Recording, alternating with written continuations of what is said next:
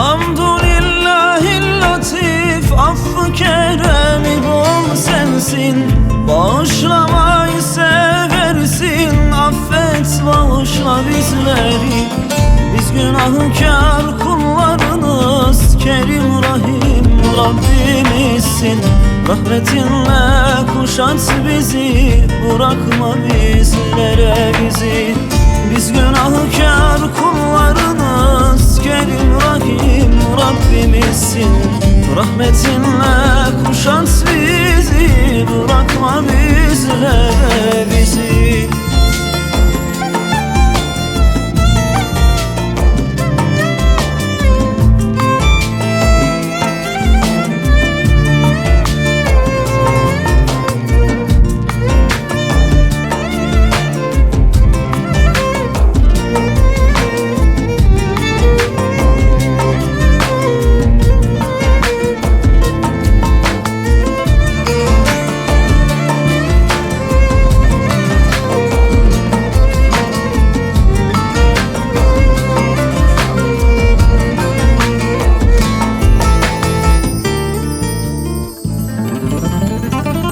Elhamdülillahirrahim, alemlerin Rabbi sensin.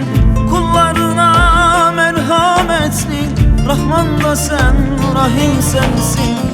Ellerimi açtım sana, dergahından boş evine. Senin kapına geldim, affetmezsen kime gideyim? Ellerimi açtım sana, rahmetinden boş evine. Senin kapına geldim, affetmezsen kime gideyim?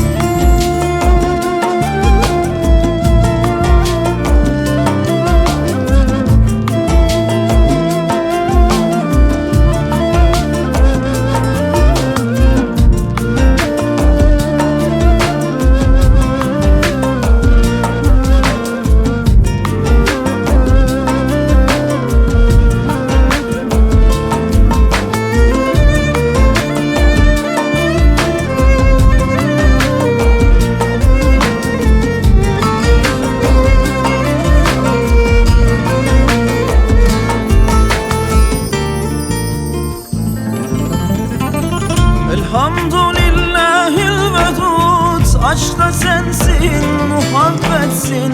Aşkım sana arz kıldım, ondan başka sermayem yok.